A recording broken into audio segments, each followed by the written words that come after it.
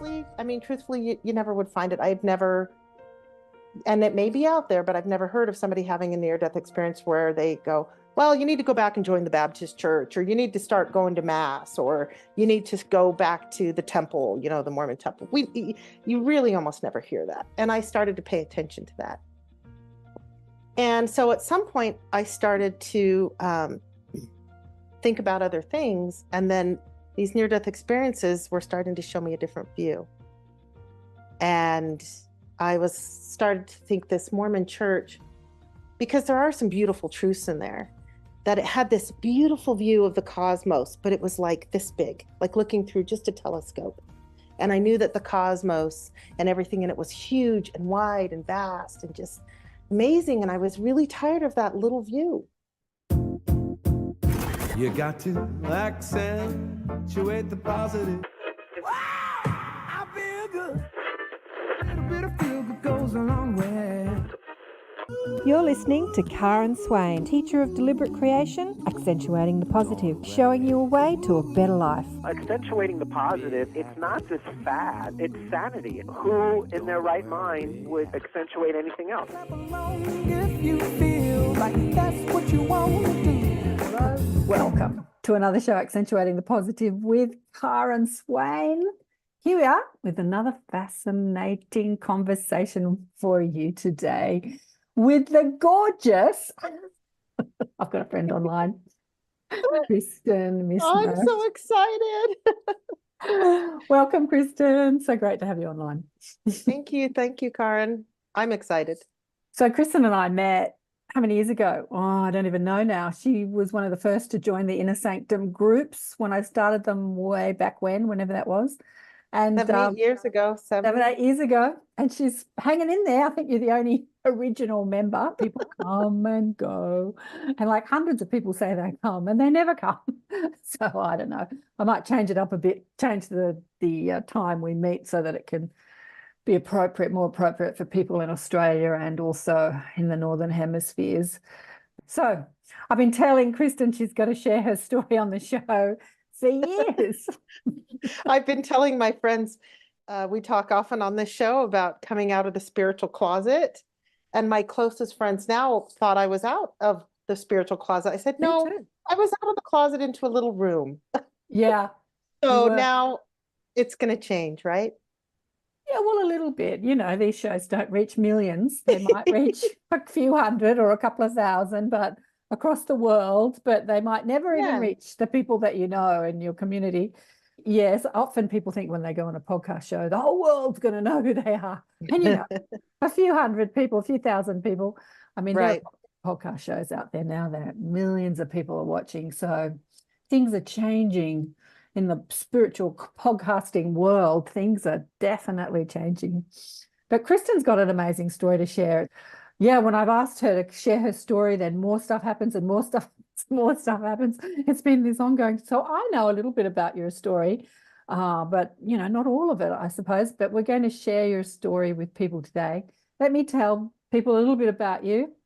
So mother of 4, Kristin Mismash grew up in the Mormon Church, often referred to as the LDS Church in California.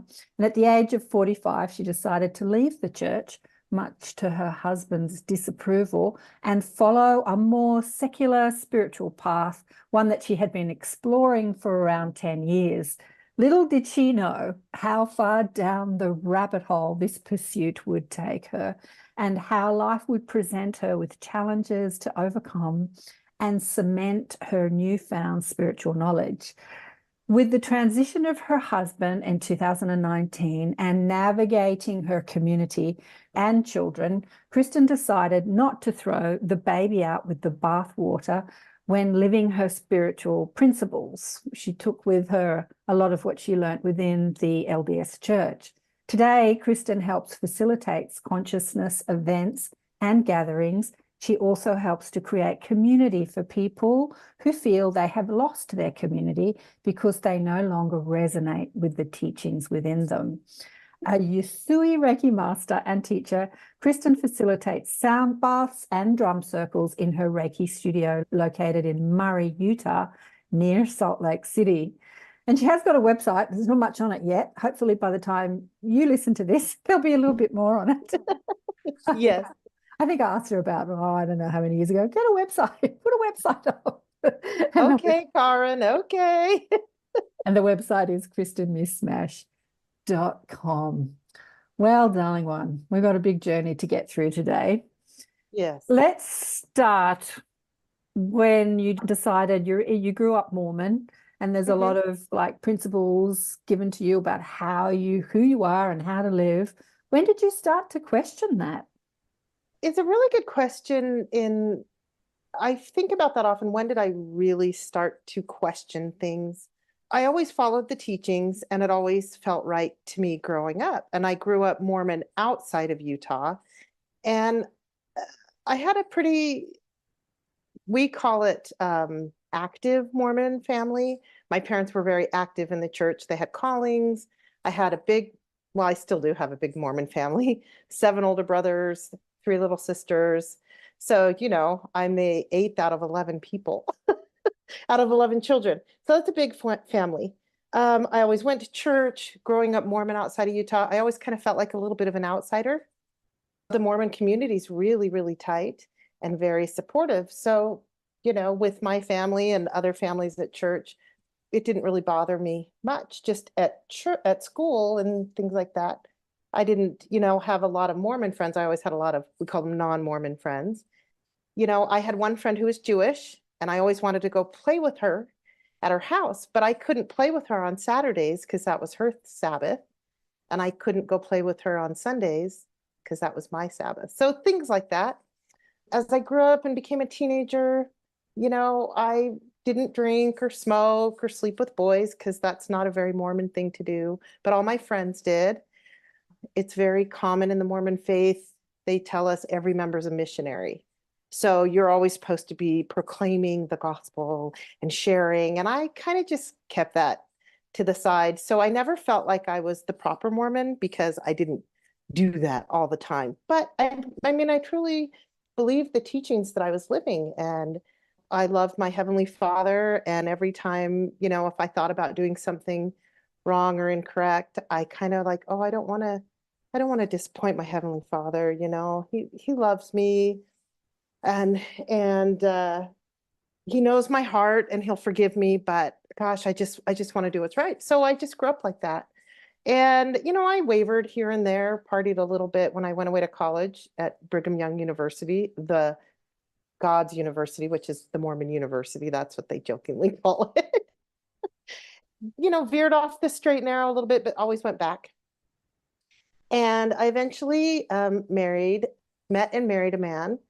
I had come to live with my parents who had settled in Utah when they retired. And in that time, I met and married the man of my dreams. And we made a conscious choice are we going to do this Mormon thing?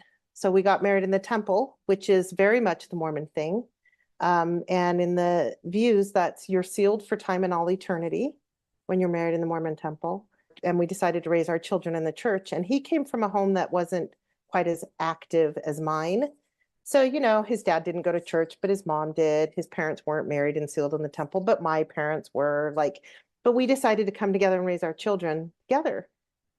They talk a lot in the Mormon Church about things like feeling the Holy Ghost. I don't know. Do other churches talk about that, Karen? I don't know. They talk about the Godhead, right? There's Jesus Christ, there's God the Father, and there's the Holy Ghost. And some churches, it's all one. Well, in the Mormon Church, there are 3 distinct personalities. And the Holy Ghost is always with me, as long as I'm living the righteous, true principles and doing what I should be doing. Then I'm going to have the Holy Ghost as this soft whisper in my ear that's going to tell me, gosh, maybe you shouldn't turn down that street if it's going to be perilous, or, oh, you should go talk to that person over there that's by themselves, or that homeless man really does deserve $1, kind of things like that. Little bit of guidance. And then maybe if I'm feeling really low, the Holy Ghost is going to comfort me and make me feel better. And so there were times in my life. Well, and then also too, maybe I was somewhere and I wasn't sure what I was supposed to do. And we're taught in the Mormon Church, you're going to get this beautiful warm feeling in your chest.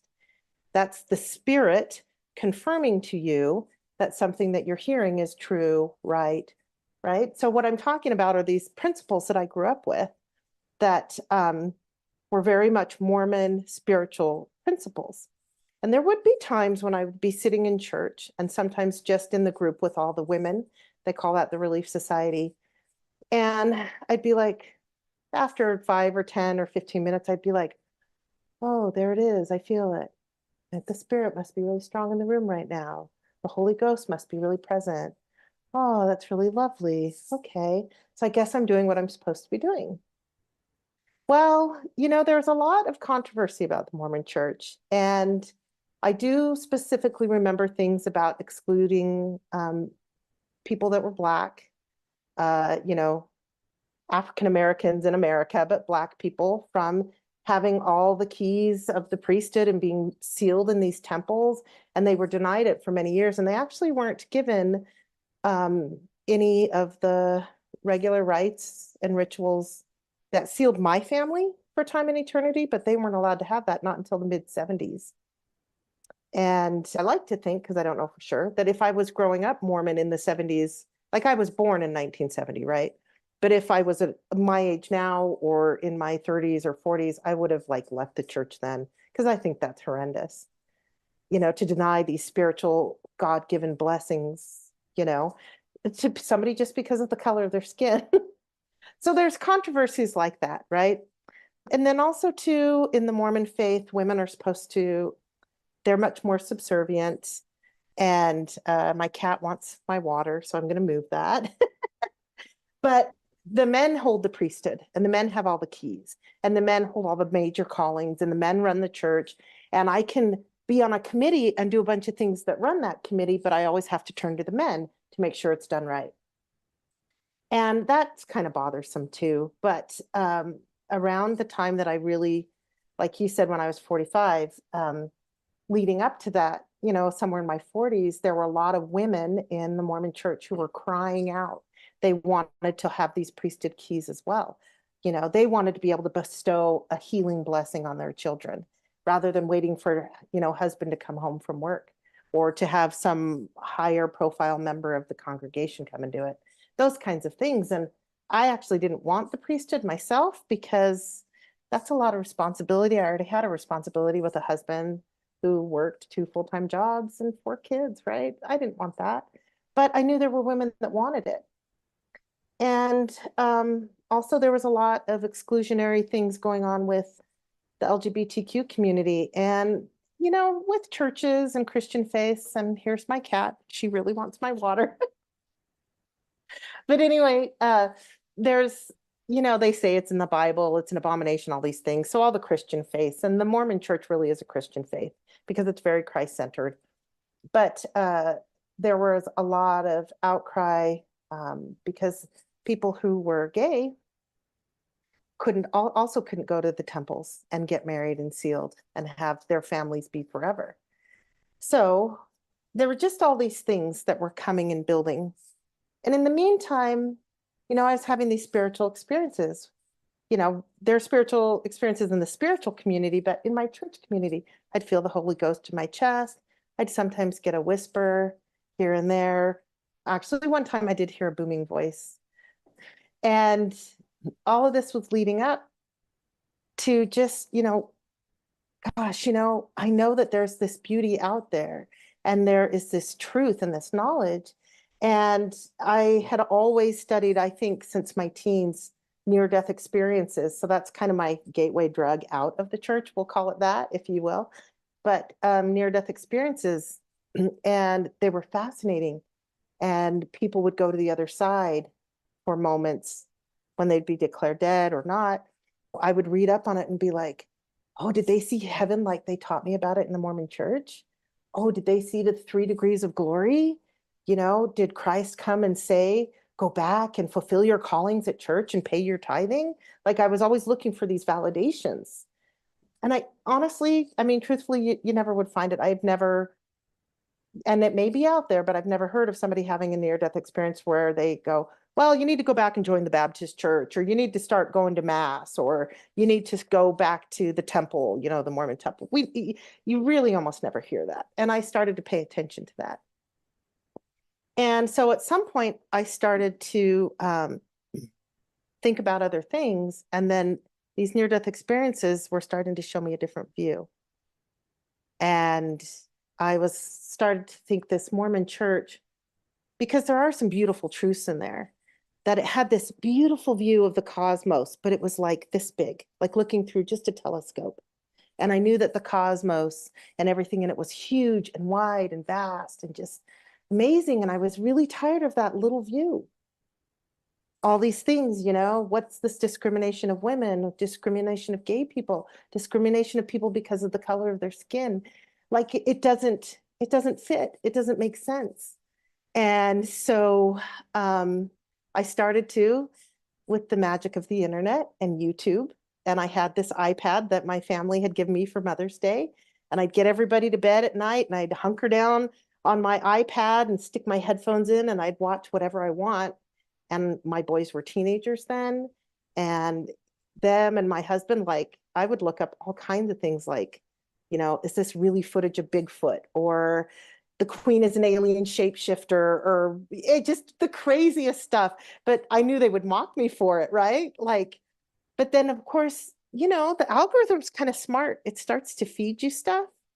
And I started to actually get people like Dolores Cannon in my feed, as I had watched like every near-death experience I could on there, right? And looking for truths and a bigger view of the cosmos. And I started to really just, actually I'd buy books, but I'd buy them on my iPad so my family wouldn't see me reading them because they'd mock me for it, you know? They did. They already knew I would watch like all the ghost stories things on TV. And I would watch all the shows with the mediums that would do the readings in the room, and, you know, the Long Island medium and stuff like that. And I just got to a point like, why am I watching a show for this? I know that these things are real. People really do have these gifts. Maybe I could find somebody that could do this for me, you know, locally. And I was a dance mom. I had two boys and two girls, right? And these two young girls, we'd go to dance. And there was a dance mom that not everybody chatted with all the time, but I chat with everybody because I love everybody. And she was reading this book. We'd always be like, oh, what book are you reading? You know, what Outlander book are you on, or whatever. And this woman, I would just ask her, because nobody was really talking to her, because she's a little quirky, if you will. She's actually one of my dear friends now. But she was reading a book on this thing called Reiki. And I was like, I couldn't even say the word. And she started to tell me about this Reiki experience. And I know now what she was talking about. She was talking about the experiences she was having in her Reiki attunements, which is when, you know, you start to become connected to the Reiki rays to be a facilitator. And she handed me this book, and I kept like closing the book because I'd open it and I'd read the introduction. And I felt like I was reading a different language, but I was like, this is in English, but I don't understand a word of this book. This is so weird, you know? And I would just go, well, that's lovely. And she would just tell me about these spiritual experiences, and I was just fascinated. And, you know, it turns out that she can see spirits and family members, and she does readings. I've had many readings from her now, but she's the one I turned to when I said, hey, I kind of want to get a reading. Do you know anybody? And she's like, oh, yes. And she sent me to this one woman.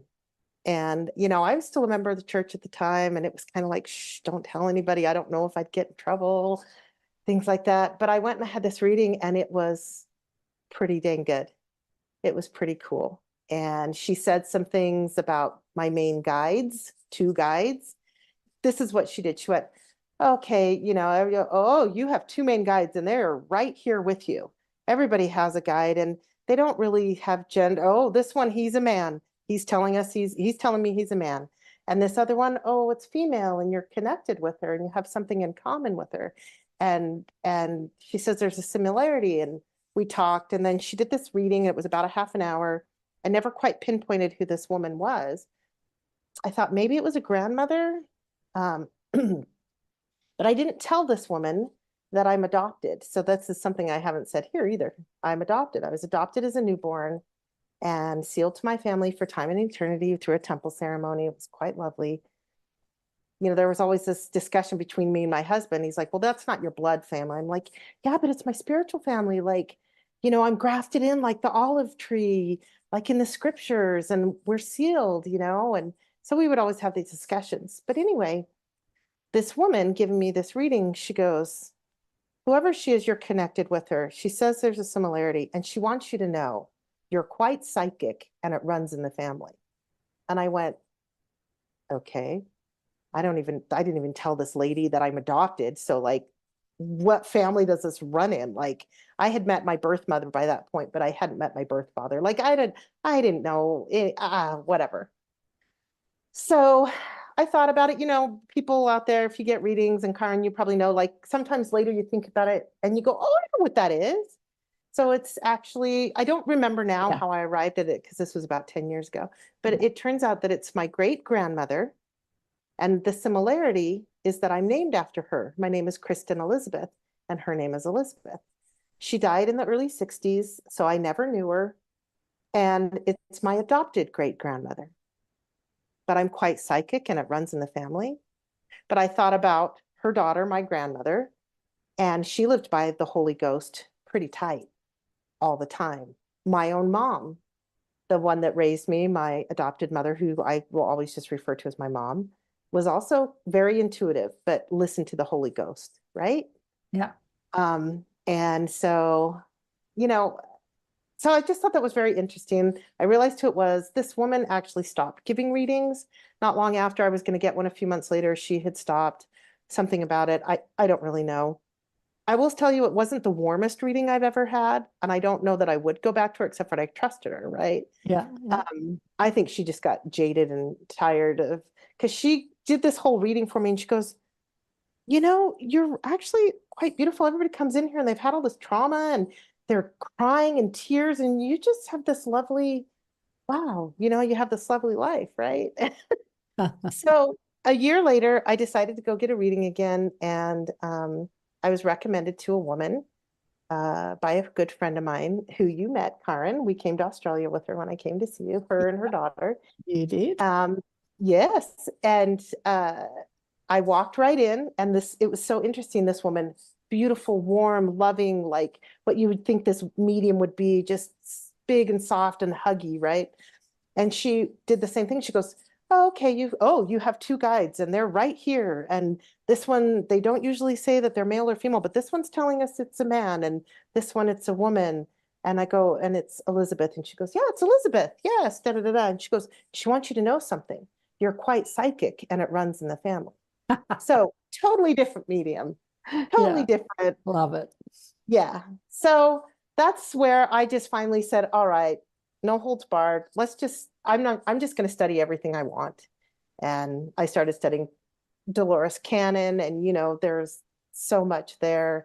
And everything I read from her or watched her YouTube videos, it all rang true. And I'd get that feeling here, right? Yeah. Mm-hmm. Mm-hmm. And sometimes actually it would grow a little bit, and it wouldn't be just there. Mm-hmm. And I started reading Garnet Schulhauser, and we've talked about him, and you've had him on your show.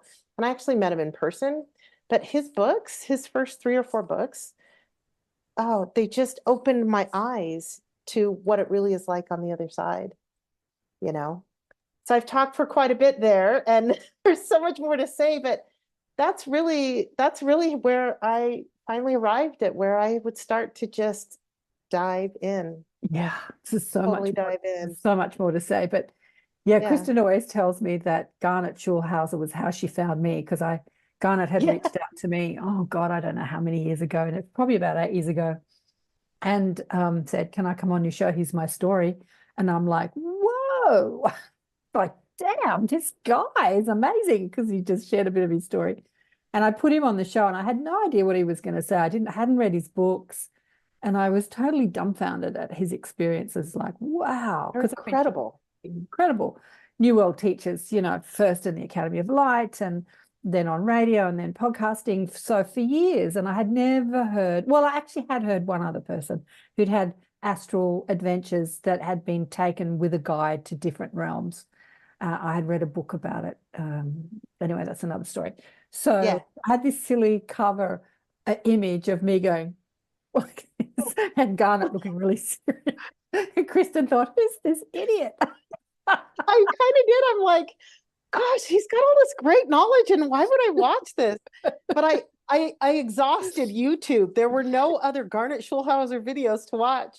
And then I honestly kicked myself after, because you're such a delight and your interviews are so beautiful. And then you became somebody that I learned so much from because of all the people on your show after that. Right. Yeah. So, yeah. Oh, it's been a journey. I know Garnet blows your mind. So some of the things that his Yeah. guides had shown me Yeah. about the universe and yeah, all this mystical stuff that we think is myth. And he's like, no, not myth, real, real. I met them. Yeah. Sasquatch, fairies, mermaids, ETs, you name it. Everything Yeah. that has been put in the myth basket is he's met them. Yeah. Whoa. So okay, so the reader had said to you, everyone's always got these problems and they're always crying and they want to know why, and you've got this lovely life. So you were exploring at the time, but this lovely sort of easy life shifted somewhat, as I said in the bio. Life presented you with challenges to overcome to really live the principles that you grew up with and also that you've been reading about.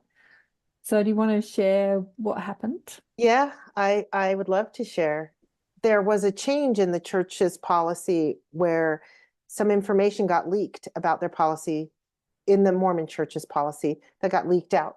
And it was affecting children who had gay parents. And it actually ripped my heart out. I realized, I know now that I'm a knower, right? Clairsentient. And I could almost see with my waking eyes, but I saw it and I knew it. And I knew that this change in this handbook that was leaked was going to have a horrific effect on these children that had gay parents or anybody that was gay. I could just see a wasteland of people being devastated and people taking their lives. And after this handbook change was leaked, it was just a handbook for the bishops, for the local clergy to use. If this is presented to you, this is how we handle it. And it was very exclusionary for people of the LGBTQ community. And you can find research on it. It happened on November 5th of 2015 was when I actually walked away from the church, because that's when I said, this is it. But the suicide rate in Utah doubled, tripled, especially with young people. And I knew it. And so I walked away. So that was 2015.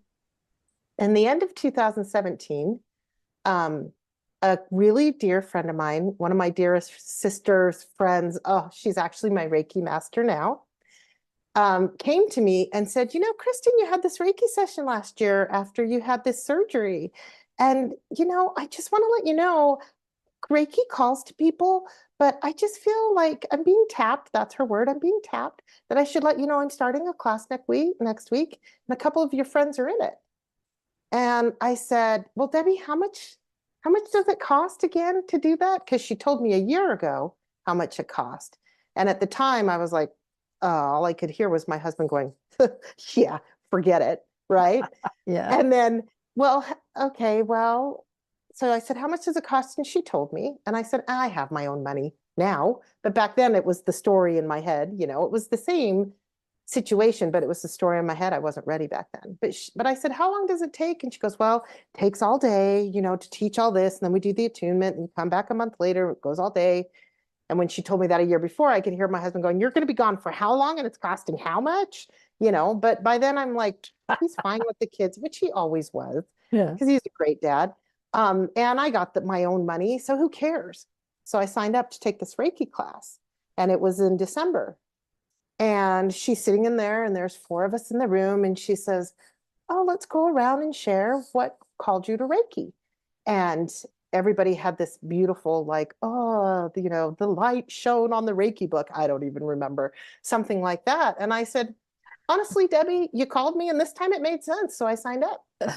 So I did the first session and got my attunement for level 1 Reiki.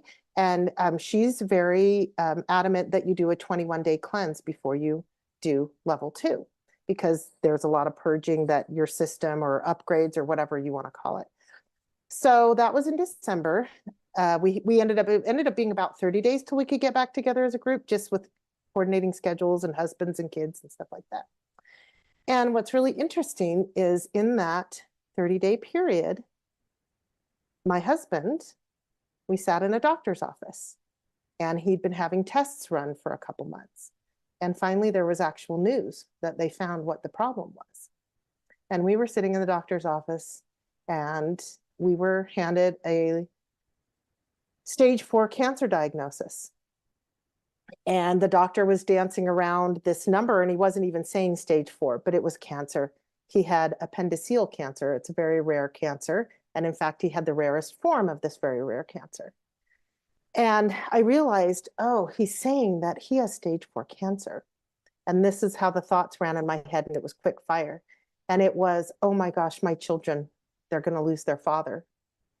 And then the next thought was, oh my gosh, my mother-in-law, she's going to lose another child, even though my husband was a grown man, but they had lost somebody in the family who was 20 years old to a drunk driver. And then finally I got to me. And the thought was, oh my gosh, what about me? And I went, now it's time to know and to see if I can really walk the walk and talk the talk of all this spiritual stuff I've been learning. And I actually said, challenge accepted. And I took it on. And that was January 11th, 2018, when he was diagnosed, 111.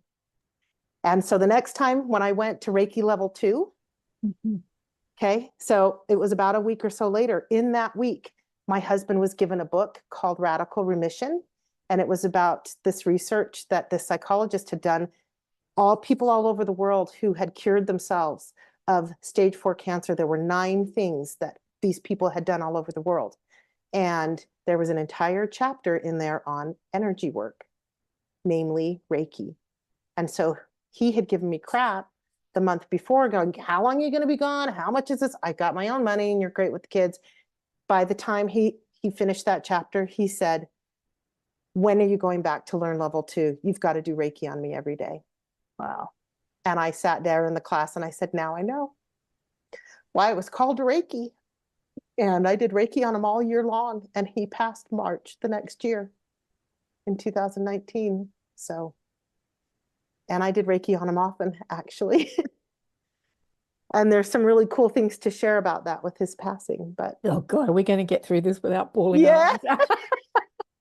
It's okay. I know, I've lived it. I've heard the story a million times. You've heard this story a million times and you were here for it. You were one of my spiritual guidances all through it all. It's so interesting because someone in our group has passed recently and we're looking for her psychically because she kind of just disappeared from the group, and one of the other participants said, I'm not sure, I think she might be dead, because she was not a very well person, and I'd often thought that she might be dead when she disappeared before. But when searching for someone that you love and know, it's like it just interferes with the psychic. And it was the same with your husband. Every time you ask me, is he going to live or die? I would never get the direct, I would say, it's his choice, it's his choice, it's his choice. But there was a young man in our group that came a few times. Do you remember? And you were talking about it one day and he said, oh yeah, he's going to pass soon. And then everyone like that. And he was so like, oh, did I say something terrible? But no, he didn't say something terrible. He just said the truth. But it's kind of shocking when you hear it like that. But he never came back to the group. I think we scared him off. He was. It was shocking. I'm trying to remember who that was. Yeah. It was interesting because you wouldn't ever just say, and I actually had a knowing about 2 months after his diagnosis. Yeah, you did. I had a knowing that you I had would a knowing at the diagnosis. You had the yes. Yeah. And I had a knowing that I would be a widow before I was 50 years old, and I was actually 48 when he passed. Yeah. And he did have a choice because there were some choices with his treatment that he made towards the end that accelerated his passing into the other realms. That accelerated that he did something that all the black box reactions showed up, and it was totally his choice, and he didn't have to do it. But in a way, it's a blessing if you want to use that term. I don't usually use it, but it was because he was in pain. It was awful. Yeah. Cancer is, Karen, Yeah. you've watched it too. I've lived through it as well, It's but brutal. it's brutal. Well, I don't know if cancer can be brutal. I think the treatment is brutal. I think the treatment is The brutal. treatment is brutal. The There you treatment's go. brutal. Thank you. The treatment's But I brutal. did, Anyway, I did do Reiki on him often. you Yeah. did. And let me ask you, and how do you think the Reiki helped? Because obviously it didn't save his life. It didn't cure him. No. And how do you feel when you said to your, guides, mob, Holy Spirit, what do they call it? Trying to find the names. When you said to the universe, Daniel and Elizabeth, they're my main guys. when you said to There the you go. universe, God, well, when you said to the God, okay, challenge accepted. Challenge accepted. How did going through the illness and the passing of your husband, help you walk the talk? And so 2 questions. How did the Reiki help him, and how did it help you walk your talk? Yeah. I will tell you this first, how I walked my walk and talked my talk. I went to him and I said, I want you to know, because I do know that I do come from the camp that the treatment for cancer is more brutal than the cancer itself. But I told him, this is your life. This is your body. I will support you in any way you want. Whether you do treatments or not, I will support you. And he decided to go with chemo, and he took on all kinds of diets and read the China, what do they call that? The China, like he took dairy out of his, and he became vegetarian, and he did a lot of intermittent fasting. It was actually quite beautiful.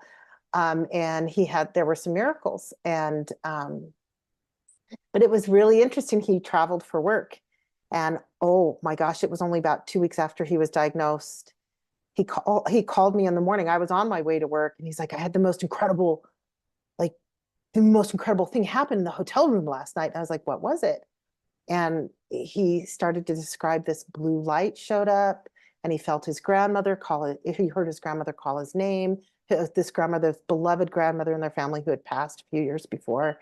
And he had this thing. And I said, oh, that's really cool. Because whenever I would talk spiritual stuff before this, he was like, whatever, you know more than the prophet does. You think you know more than God? No, but right? So, Yeah. So he's saying, oh, I had this happen. And I said, oh, that's really cool. And it was silent. And I go, well, I kind of have an idea. Do you want me to tell you? Like, I was being really sheepish. And he goes, yeah, I'm telling you this because I want you to tell me what happened to me.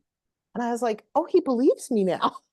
So he really flipped. Yeah. And I did. And it was this blue healing light his grandmother was giving him. And I believe now, because I knew he was going to pass, that it was a protective, loving bubble for him. And in fact, when I would do Reiki on him, his grandmother would be at this side of me every time. And, I'm laying my hands on him, and she'd have one hand on my shoulder and her other hand on my hand. And his brother, who had passed years before, was on the other side every single time. Wow. I did Reiki on it. But, I just was open to all possibilities of him, miracles coming in. But I was also open to the possibility that he was going to pass. And I wanted to make it as beautiful as possible, because everything I had learned is that the other side is the most amazing place to be. And I knew that he would always be with me, and he's around all the time. And I have, there's so many things that are amazing. There's so much that I had all these expectations, and he didn't come to me with questions like, what's it going to look like when I die? But I was like, oh, I hope I get to talk to him after he dies, because these are all these things that I study, and I can't wait to hear what he says about it. And in fact, there were some really cool things about that. And, but I did, I'm going to go to the Reiki for a minute, because I did do Reiki on him often. I didn't do it on him every day, because he'd still traveled for work, and I would feel these presences there often. And I learned a lot about myself with the Reiki, because he was the first person I'd ever done it on, and he was the only person for a long time. But the cancer progressed over the course of that year. So he was diagnosed in January, and come December, he was in the hospital, and he was in a really bad way. The type of cancer he had didn't really eat away at his digestive system. It choked it out. And so he was having all kinds of digestive issues and bowel issues and surgeries to correct. And I would just be in the hospital. He'd be like, oh, it's hurting, it's hurting, it's hurting. Come do Reiki on me, come do Reiki on me. And I wouldn't do the whole session like on the head and all down the body. I would just direct it. And it was also, I'll just add this, it was really cool because nurses would walk in and out and I'd be like, oh, do they care that I'm over here? And they wouldn't bat an eye. They wouldn't bat an eye. They just let me do my thing. It was really beautiful. But I learned about myself with Reiki. And Karen, you know this because you tried to train me on many things, that I'm an overthinker and I'll talk myself out of stuff. And so when I am channeling the Reiki rays and my hands are being used, I kind of actually step out of myself and have a conversation over here so that I can be this hollow bone, this pure channel of the Reiki rays and let them do what they're going to do. And at one of these points in the hospital, because I knew he'd turn a corner, I had this side conversation with myself and I went, I know that this is not going to cure him. So why am I doing this Reiki? Why am I doing this Reiki? It's not going to cure him. And a voice came clear in my head. And I know this voice now, that it's my main guide, Daniel. And he said, this isn't meant to cure him. This is meant to prepare him. That was it. Now, I never told anybody that because nobody else outside of my husband and my kids knew I was doing Reiki on him, except for my Reiki master and me and Karen and my dear friend Karen and the group. But nobody else really did, because I was still in the closet, and his family would have thought I was absolutely nuts, and so would my family. I don't know, those are the assumptions we make when we do these kinds of things. So he passed a few months later into the other realms, and the beautiful people Karen knows, because I went to visit you in Australia in 2019, and I brought this friend of mine and her beautiful daughter, gifted daughter. And this friend of mine actually grew up with my husband in the same congregation at church and in the same neighborhoods, and they were very close and close with her daughter. And the night that he passed, he came to her, to this gifted daughter. She sees spirits, has since she was a child. She's a young adult woman in her 20s by this point. And this is how my friend tells me. She came and she goes, Mom, Andrew's standing in my room. Andrew's my husband's name. Andrew's standing in my room and he's talking to me, or he's trying to talk to me, but he's not saying anything. And my friend was like, what's he want to do? I don't know, Mom, I can't understand him. And she said, well, I don't know. Just go back to bed. Maybe he'll come back I don't know. It was, 2 o'clock, 4 o'clock in the morning, something like that. So the way my friend tells me is the next morning, they're sitting there, it's like 7 o'clock in the morning, and they're having their coffee, and they're sitting here like this with their coffee cups and looking at each other. And she goes, so did Andrew come back? And she goes, yes, he did. And he had a lot to say. He learned how to communicate in a couple hours. Yeah. And he has messages for Kristin. We need to go talk to her.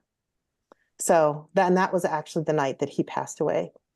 Well, she came to me. She gave me a couple days because there was a lot to do. And they came to my house and they said, are you okay? Have you had messages from Andrew? And everybody, I actually have a lot of gifted friends now. And Karen, you're one of them, but he actually went to a lot of people. Yeah. And everybody was like, really careful. Like, should we say something to Kristin? And I'm going to be honest with you. I was counting on everybody else because I knew I'd probably be blocked because I was sad. I was relieved. I was so relieved that he was gone, because that was just not a beautiful ending for the life of a beautiful man. But I had a lot of friends, and I said, you guys, I'm just relying on you guys. So please tell me, what did you get? Because I believed in all this stuff. Well, she said that he came and he talked about just what it was like when he passed, and could I see this golden light in the room? And no, I couldn't. We were all in tears. Everybody was around him, surrounding his body. He died in our home. But then she kind of told me a few other things, and then she goes, okay, like as though he's standing there. Okay, I'm getting to it. I'll ask her. Give me a second. And she goes, he wants you to know Reiki is real, and you prepared me well. Oh. And I told nobody, nothing. about that in the hospital. Nothing. You're So- cracking me up, girl. You're cracking me up. I know. Mascara's running. Yeah. And so there you go. And I don't believe Reiki's the only thing that's real, but I do still operate with Reiki, and I've learned other modalities and other shaman tools and all kinds of things. But yeah. Well, here's the miracle. Mm-hmm. Often when people are sick, they're looking for a miracle, like you're going to get better and stay on earth. That's what they look for, and that's what they call them. But the miracle is not the not dying. The miracle is the shift in perspective from fear to love. Yes. Like Andrew, I met Andrew on Zoom. He had strong opinions. Do you know what I mean? Like churches do. Strong Yes. beliefs that no one is going to bend those beliefs because I'm bloody right and all the rest of you are wrong, right? Like he was that sort of person. Yeah, he was very dogmatic. Which in this life can make one quite successful when you sort of, hold to what you believe. Mm-hmm. But the miracle of that's the miracle, that shifting of perspective and softening and opening, that's what the sickness and the death experience gave him. And that Reiki that you did on him was even more of that. He got to experience what you were talking about. Like, had he not been sick, he would never have asked you to do Reiki on him, and he would not have got to experience what you were experiencing. Right. And maybe I would have never really stepped into doing Reiki. Right. Yeah, absolutely. What a better way to catapult me into stepping into something that's a beautiful way to tap into the energetic life force that's out there for everyone. Yeah. So in his decision Mm-hmm. to don a human life and be dogmatic and get sick and change his perspective and leave the planet, was a blessing, because it really helped you step into your own, because you were holding all these beliefs or discovering many things and going on a journey that the community around you was against. Right. And so this experience just, helped you live. Yeah. Yeah. Yeah. The beautiful thing is that, the Reiki really does go in concordance with the healing that goes through a priesthood blessing. Andrew and I had an argument, a huge, long argument over all the things that I was questioning in the church. Mm-hmm. And I said to him, and this was before I really knew about Reiki, and I said, I just believe there's this energetic life force out there, and you were taught within the church, and other pastors and people in churches and faiths were taught a certain way to access it. I believe I could access it too. And that's what I believe Reiki is. Yeah. And I have a dear friend, and he's worked right up with the prophets in the church, and he's a doctor. And we had a discussion. He learned Reiki from another woman, and then ended up finishing his Reiki training with the same Reiki teacher that I have. And we're all really great friends. But one time I was talking to him, and he said, yeah, I learned Reiki, and it's interesting. And I said, what was interesting about it? And he said, well, it was interesting when I got to level 2, where you start to lay your hands on the person and channel the Reiki rays. He said, he went like this. He goes, I put my hands, and then I went like this. And I went, I know what that is. And I said, oh, what is that? Kind of in this like snarky little sassy way. I'm like, what is that? And he looked at me, and he looked at me, and I said, what'd it feel like? And he goes, it felt like the priesthood. Here he had learned to channel the Reiki rays, and he'd been offering priesthood blessings for many, many, many years. And he said it felt the exact same. Yeah. So, I mean, as we, discussed in the bio, you don't throw the baby out in the bathwater. A lot of the teachings through church, any church really, describes a lot of what we experience in a consciousness community, spiritual community, whatever you want to call us, new age, I don't care what label you give us. We love labeling here on earth. But you've been a student and a teacher of deliberate creation, both through me and many other teachers. Mhm. And the principles of deliberate creation is feel good, feel God. And also that God aspect or source aspect has been referred to as the higher self or soul or the universe. We are one, which is quite different to church teachings, which puts a God outside of yourself, like you're contacting some entity outside of you, rather than contacting the divine aspect of you outside of ego and personality and human conditioning.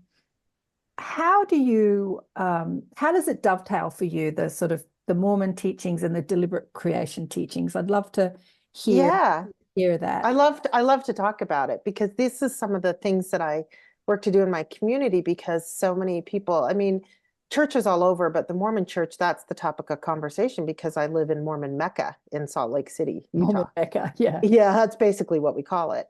And they're hemorrhaging members, because the internet can't hide the falsities that they perpetuate, and the world is waking up, Karen. We talk about it all the time. We're all waking up, right? But what I am absolutely grateful for till the day I die are the teachings in the church that were this foundation. That Holy Ghost that speaks to me, he's spoken to me a few times in my life, but guess what? His voice sounds exactly like my spirit guide Daniel. Isn't that funny? Right. Yeah. It's the exact same voice, the exact same tone. So now I go, oh, the Holy Ghost is really my main guide. They don't care what we call them. Mm-hmm. They don't care. They're just here to offer us comfort, give us guidance, if we're open to it. So my church taught me to be open to listening, and I heard him. And now I know, who it is. And also, I'm really grateful for the foundation of the way that I was taught to pray. I was taught to pray to open in gratitude. Thank your Heavenly Father for all your many blessings. If I sit to meditate, how do I get to the highest vibration? I sit in gratitude before everything. And then I get right connected to source and everything, right?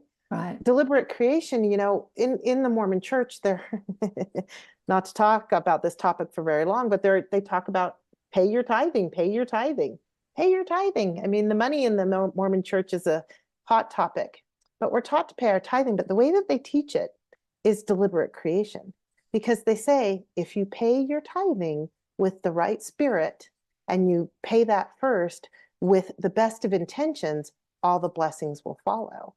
And so there was a time when Andrew and I we were planning this trip with our kids, and the money was tight and certain things didn't happen that were supposed to happen. And I said, okay, I'm going to do it in the right spirit. And I wrote our tithing check before I paid anything else. And then I paid the house payment, the car payment, the insurance, and a couple bills.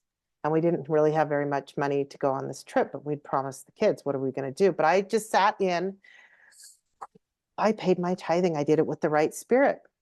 And guess what? I found a gas card that had $1,000 limit on it, so we could put gas, petrol for you, fuel in the car, so we could go to take the kids to Disneyland, and some job that was never going to paid on, and all these beautiful blessings came because I paid my tithing in the right spirit, right? But really, that's just deliberate creation. And I sit in that same exact teaching now. So I do believe that these religions, and, not to go down a dark turn, but I think they take these principles and they twist them. They know deliberate creation. You can't tell me they don't know that. They know that. And they twist it. They don't let me get totally connected to my spirit guide. They let me get just an inkling. Just a little bit, just so I can control you. But I want to illustrate some of the best, teachers on deliberate creation. So the lady that made, what's her name? That made The Secret, and a television producer, she was talking about how she made The Secret, raising money. So we're talking about money, pay tithing.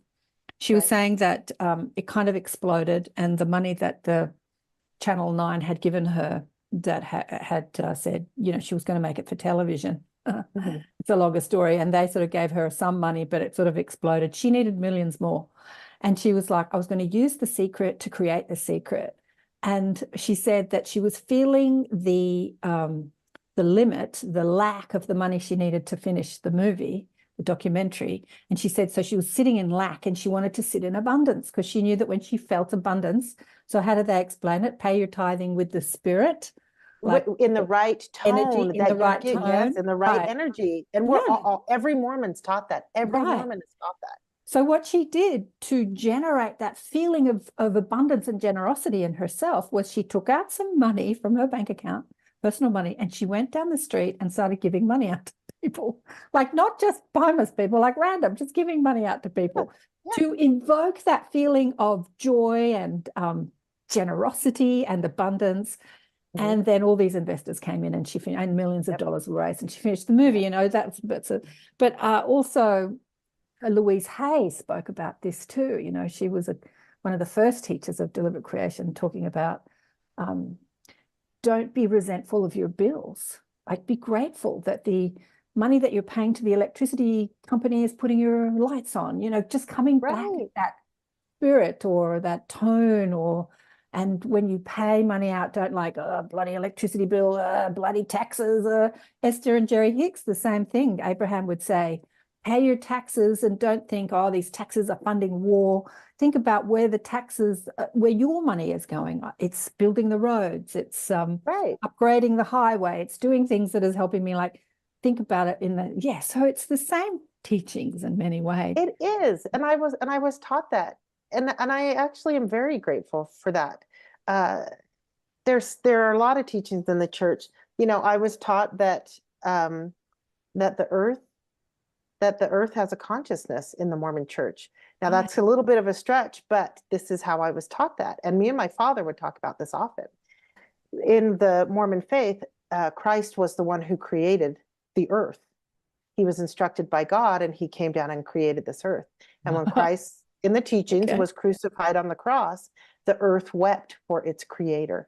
So how could it not weep if it didn't have a consciousness? So I was taught in lessons that rock over there has a consciousness, or, you know, Jesus Christ created it, right? So I was taught things like that. And then I was also taught to listen to the spirit. So that's my spirit guides.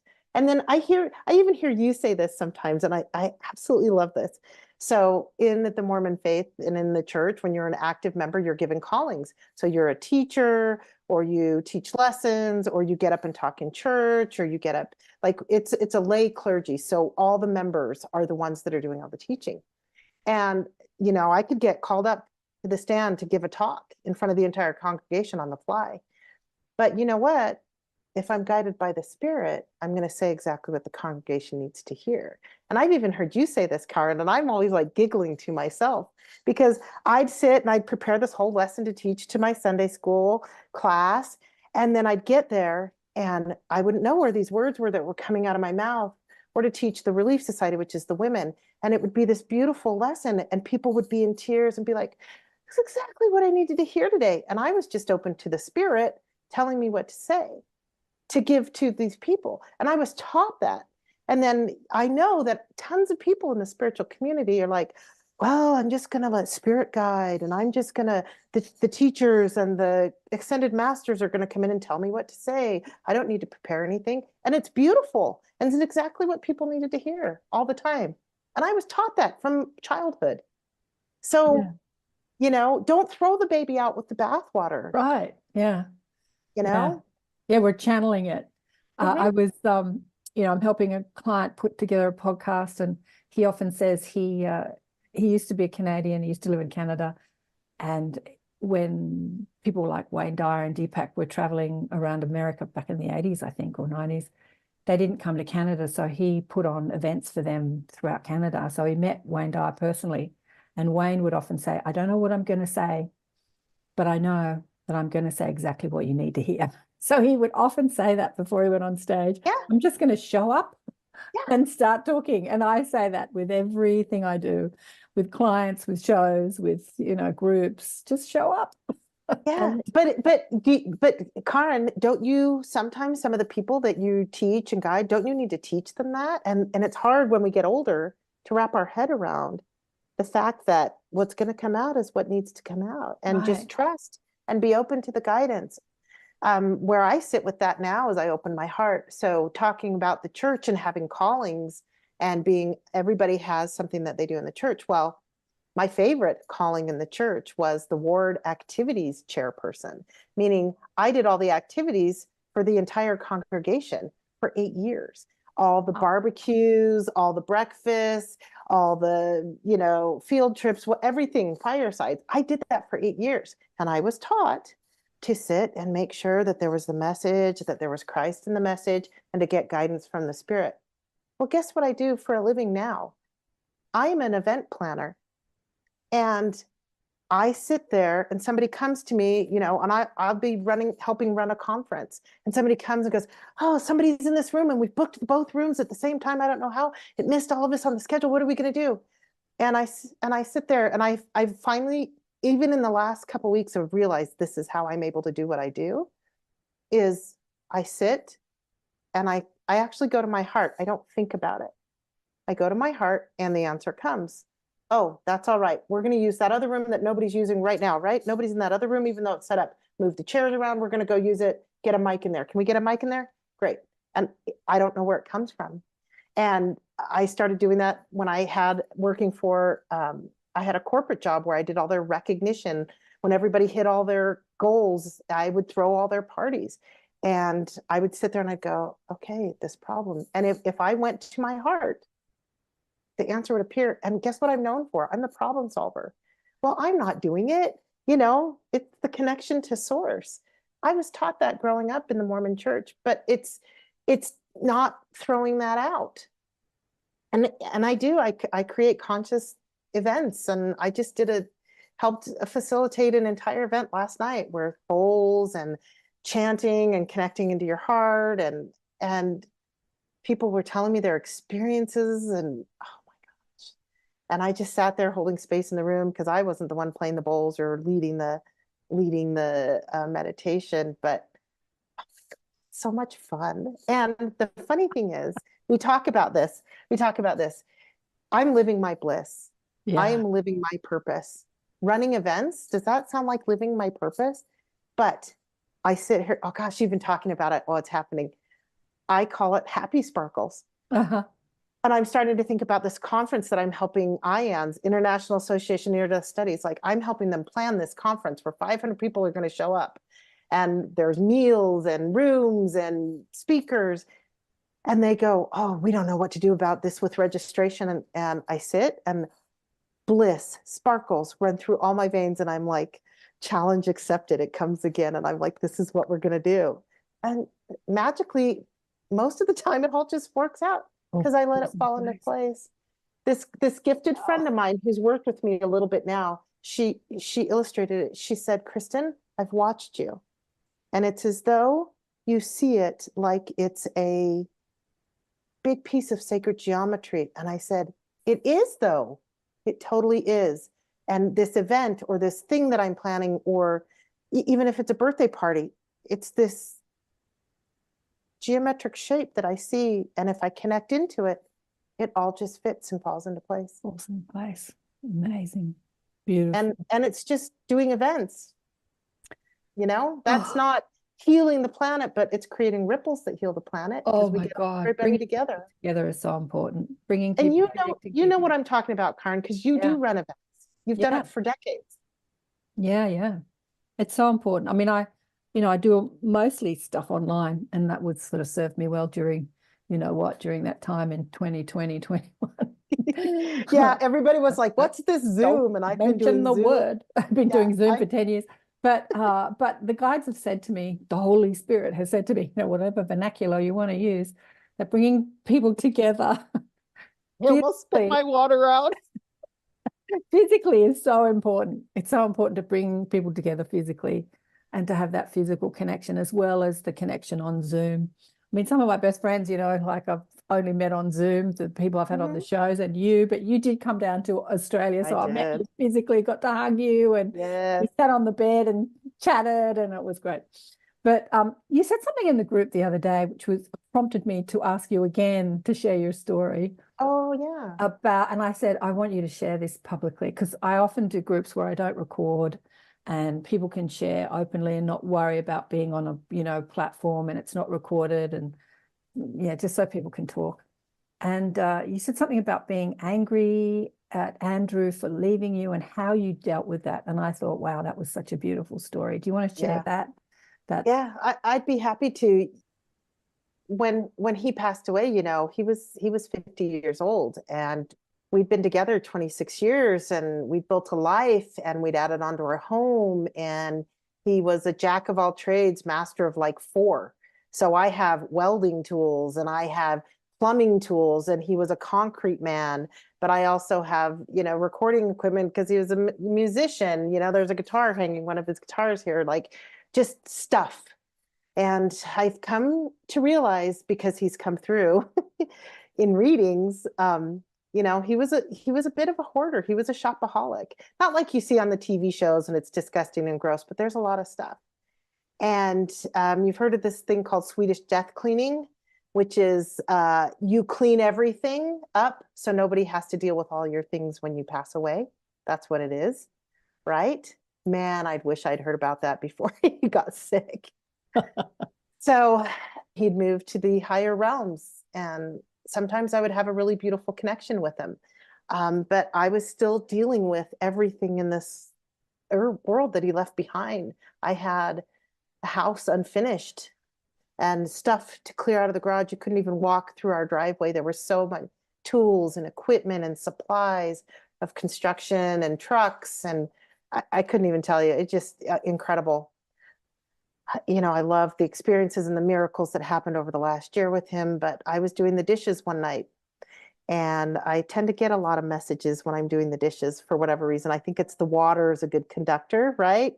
And I'm mindlessly, so, you know, some people go walking, I do dishes, whatever. And I started to let the emotions flow. I'd been holding a lot in because I'd had a lot to plan, and I was taking care of children who lost their dad. So I'm sitting there doing the dishes, and I thinking about all the things I had to do and all the dishes, and there's this thing doesn't work because he never fixed that before he passed away. He always said he was going to fix it, and it's building, and I got mad. I got so mad. I was freaking out, and I don't usually get like this, but I remember picked up the dish that I was in my hand and I threw it into the sink, shattered everywhere. And I said, I'm so mad at you. I was like, damn it, Andrew, I want you to come back right now. I want you to stand here in front of me in your spirit form. Tell me you're sorry. Tell me you're sorry for all of this. Just sweaty, hot, tears. I was screaming. I don't know where my kids were, hopefully in bed. Nobody saw, nobody heard that I know of. But I lost it. I lost my mind. It was one of those grieving moments when no matter how much you know, it hits you, right? And it did. It hit me really hard. And I went to bed in tears. And I woke up the next morning, and I happened to be reading a book. And it was this book by a friend. You've had him on your show, Dr. Jeff O'Driscoll. And it's a book called Not Yet. And in this book, it just so happened that the next chapter I was about to read was on forgiveness. And in this chapter on forgiveness, it said, basically, to sit and wait for somebody to tell you sorry is actually quite selfish. Just forgive them anyway. And I was like, oh man, synchronicities. That kind of almost made me mad. Like, why did I have to get that synchronicity? Can't I stay mad at him a little longer? Right? But I knew I had to take care of this. And it's big. It was a pretty big, heavy feeling. I was pretty mad. I had a lot I had to do. So over the course of a few years, you know, different modalities and different things speak to us. And I had learned that labyrinths speak to me. I was just always drawn to walking labyrinths. And there was this labyrinth in southern Utah that I'd actually gotten Andrew and a couple of my kids to go to a few months before. But it's about a 6-hour drive away. And it's called the Desert Rose Labyrinth.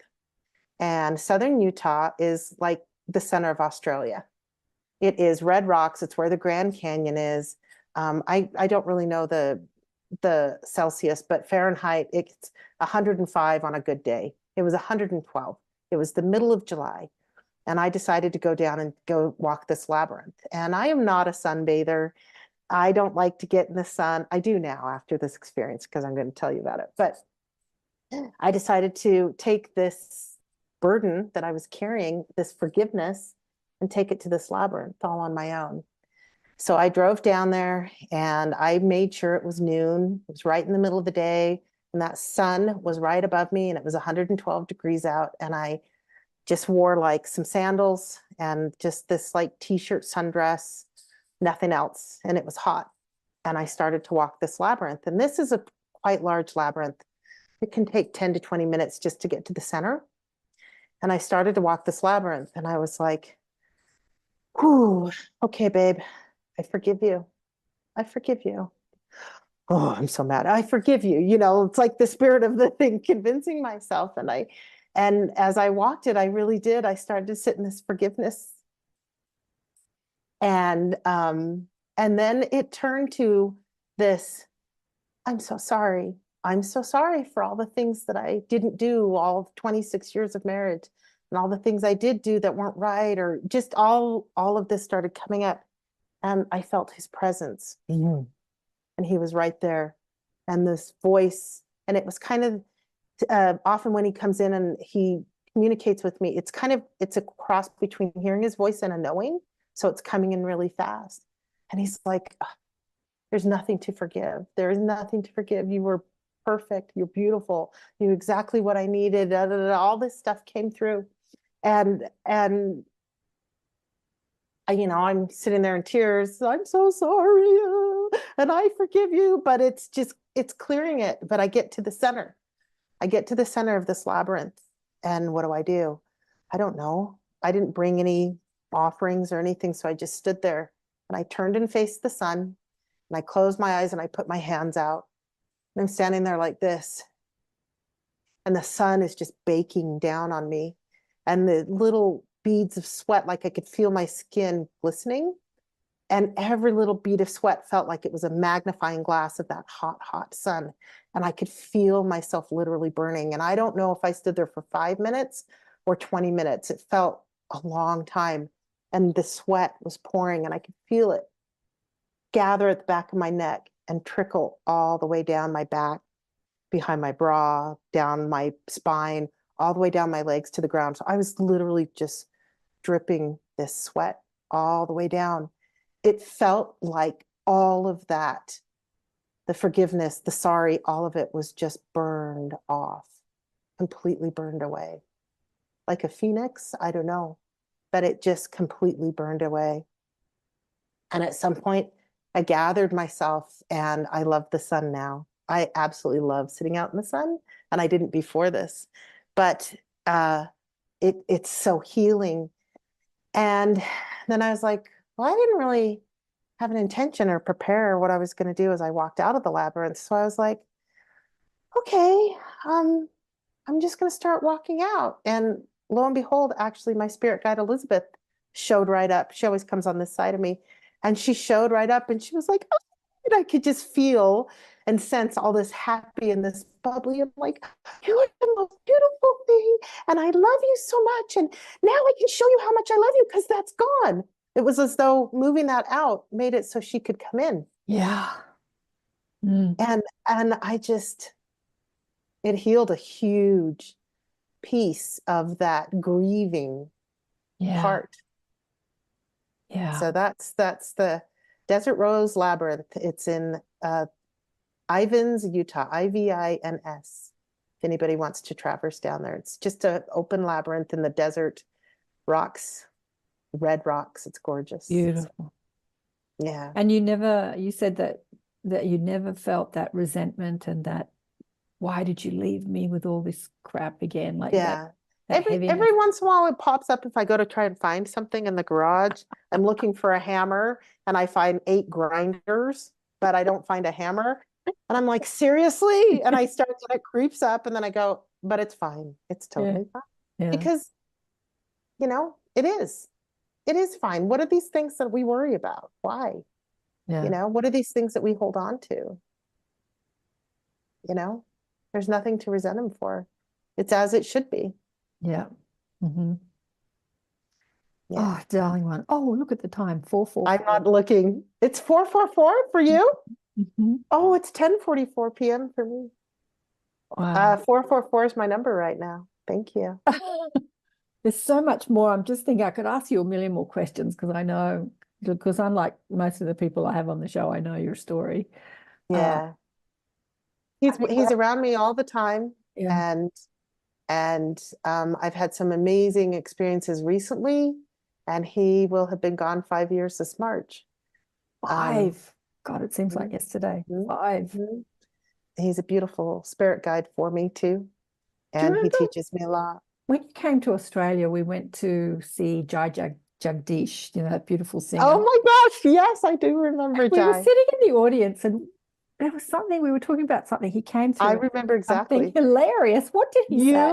Well, honestly, Karen, so you got us in so we could see Jai perform, and the people we were traveling with decided not to come. So you and I, and it was finally just me and you had counseled me along over the last year and after he had transitioned and moved to the other realms. And so we were kind of waiting for Jai to start performing, and we were like leaning in and whispering to each other, and you were like, oh, I've seen cancer and da da da. And I'm like, yeah. And you're like, how was it when he passed? And la la la. We were starting to talk about these things. And both you and I at the same time were like, I remember in my head what it sounded like he doesn't want us talking about this. And you go, he doesn't really want us talking about this stuff. We need to talk about something else. I remember now.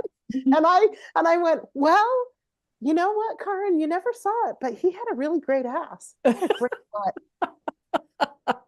And I think you said something like, yeah, he said he did. He had a really great butt. And we were in this hall and everybody was gathering for Jai. And you and I were laughing so hard. I remember what he said now, because we were talking about the cancer and he said, please don't remember that aspect of my life. Can't you remember how good I was in bed? That's what he said. And it cracked me up. I did. I said, well, he did have a really great ass. And we lost it. But that's what it's like. That's what it's really like.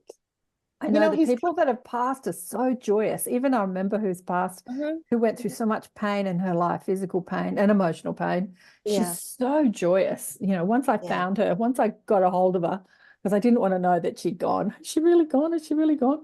When I found her in spirit, oh my God, the joy that they radiate, the joy, the joy. I'll be talking to somebody, and sometimes it's over the phone, and he'll kind of come up and they'll be like, oh, there's something really big in the room, and I'll go, yeah. And they'll go, oh, and it's so happy and loving. And that's who he was in life too, was this big, happy, big loving presence. thing. But I will say this, I do want to say this. He has come through that same friend, daughter and everything, another time. And she was giving me some messages and she goes, I don't really know why he's telling me it in this way. But he wants you to know, for about the first 3 weeks, and they don't have a concept of time, but he's telling me in time, for about the first 3 weeks, it was like what he thought it would be up there. But then after this 3-week time, it dropped away, and it is unbelievable and more amazing than anything he could have ever imagined. And he loves it. So, he grew up with that Mormon paradigm, and I'd love to sit and chat with him. So he was creating that Mormon paradigm, like as many people say, what happens when you die, whatever you believe. So if you believe in the heaven, or I've heard of Buddha, you're going to meet Buddha, or I've heard of people say that, atheists who believe that there's nothing will have the experience of lying in their grave with nothing. Now, I haven't heard that near-death experience, but I've heard, interesting. yeah. If they don't believe in life after death, and then they realize that they're still alive, like they're still conscious, and they're lying in a grave, and they're like, what the hell am I doing in there? And they travel with thought, and so they start thinking, and things manifest, and so whatever you believe. So it sounds like he was saying that he was experiencing his beliefs, and then that fell away after a while, and there was so much more. That's how I interpret it. And good thing that Reiki is real, and I prepared him well, because I think he learned stuff pretty fast on the other side there. For whatever, I don't know what that preparation was. It never felt like it was preparing him to pass. It meant like it was preparing him for something after. That's what that all has always felt like to me. And there are things, I've learned just through my studies, and I hear this from other people, oh, do you get coins? Or I see a butterfly and that always makes me think of so-and-so, or things like that. Well, they have to learn how to do that. Well, Andrew showed up to my Reiki master, and he met her a few times, but he actually showed up to her as well the night that he died. And she says she woke up, and she's very gifted. She actually had I would love for you to interview her, by the way. She had a near-death experience as she was she was having a near-death experience as she was being born. The cord wrapped around her head, and she died and went to the other side, but came back. So she grew up always seeing angels. But anyway, she said she sat up in bed because Andrew and this friend of hers, who was a musician as well, passed away a few years ago, were sitting at the end of her bed. Oh, no, they were standing at the end of her bed, and they were playing guitars. Yeah, playing music. And they were singing. Yeah. And they did this like guitar leap kick off the edge of the bed. And she told me the song that they were singing and playing was Spirit in the Sky. Ah. You know, going on up to the Spirit in the Sky.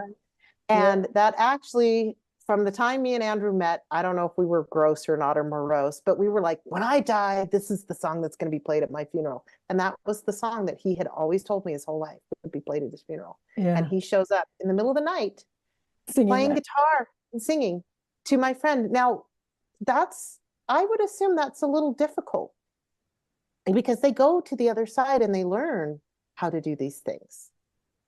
Well, I think it's, learning. I don't think you need to learn. You need to know how to acclimate your energy frequency so that you can match a frequency on Earth, because it's such a dense frequency down here. Right. And when you're flying high, now you got to change that vibe that we down here can find you. Well, well, that's a bit of skill to do that, you know, it's a bit of skill to do that, because if you're flying high, why would you want to, you know, but I have heard that they sit in classrooms, you know, a lot of Garnett's books are people sitting in classrooms learning things. In Iglea I think is what he calls it. But, you know, some people or souls, when they pass, they have to learn how to ask that butterfly, hey, can I borrow your body for a minute and take this essence and show up to my loved ones? They need a sign today. They're really sad. Can we do that? And they have to learn how to do that. So I like to think that's what I prepared him well for. I won't know until he tells me, or if I sit and meditate on it long enough. Does it matter? No. But what matters is that he's in bliss and he shows up, and I'm living my life now. You know, what I'm getting so strongly is what I said before. It's not even prepared, is not even the right word. Learned experience lived. That experience of shifting perspective, like letting go of being right. For many, that is the hardest thing to do. It's the hardest thing to do. Like, I'm right about this. And what's it going to take to knock you out of your paradigm that you're hanging on to beliefs that are no longer serving you? What's it going to take for the world to let go of beliefs that are no longer serving us as a human race? What does it take to change people's minds? Like, that experience is huge. And it's a collective experience that we're having here on Earth. It is. And when I put that in along the lines of thinking about my late husband and who he was, oh man, he was more stubborn than me, and I'm pretty stubborn. And he was dogmatic. Like, you know, it was his way was the right way, was the only way often. And we would go back and forth when I walked away from the church. And it was interesting, actually, because he did tell me the last year of his life, he did say, you know, honey, I do see that there are problems here. I just feel like I can make a change from the inside. And so that's why he stayed, with one foot in and one foot out. But anyway, the ultimate shift, you know, we've talked about before, and sometimes you have guests and they talk about getting hit over the head by the spiritual 2x4. Yeah, the spiritual sledgehammer. I call it the spiritual sledgehammer. I've had lots of them. Yeah, I mean, that's his life experiences. I mean, you know, I don't know that he had to die to get that, but that's sure what he got when he passed. Yeah, absolutely. That's what you're telling me. Yeah, shift in his perspective. Shift in perspective from fear to love. That's what I think it was Marianne Williamson attributed to her, or Nelson Mandela. Or anyway, a miracle is a shift in perspective from fear to love. That's what she calls a miracle. A miracle is a shift in perspective from fear to love. That's a miracle. And I've never heard that. That's what he achieved in this lifetime. Shift in perspective from fear to love. And guess what? I get to learn it now too. Yeah. He taught me well. He taught you well. There's so much more to your story. I don't think we've got time tonight, but I wanted you to share also, maybe on another time. We'll have you back. I'll edit something else out. The experience of meeting your birth dad. That was something I remember. You told us all that's about a it. long story. But that's a long story. That's another show. We'll do that. I do have an entire book here. We've got to get it in the book, darling. Put it in the book. But I have an entire book about, and I will say this, and it will be coming at some point, but we are connected spiritually. I have a spiritual DNA that definitely, and I have learned this through meeting my birth parents, as well as, growing up with my parents. And I've actually had some recent experiences too. We'll talk about it another time, but that spiritual DNA is just as important as my earthly DNA. Absolutely. And it makes me who I am. Yeah, and absolutely. There is a reason that I am this mix. And I have learned it recently now, and I can't wait to share that with the world. So get it down, write it down. Get it down, write it out. We could have been promoting the book next time. But honey one, Karen. It's been 8 years coming, but we got you on the show to share just some of your story, and it was so beautiful. I love you so much. Thank you so much. I love you so much. Thank you for everything you've given me too. I sit in gratitude. You're one of the names that's on a long list, but you're always at the top. People I'm grateful for when I write it out. It's true.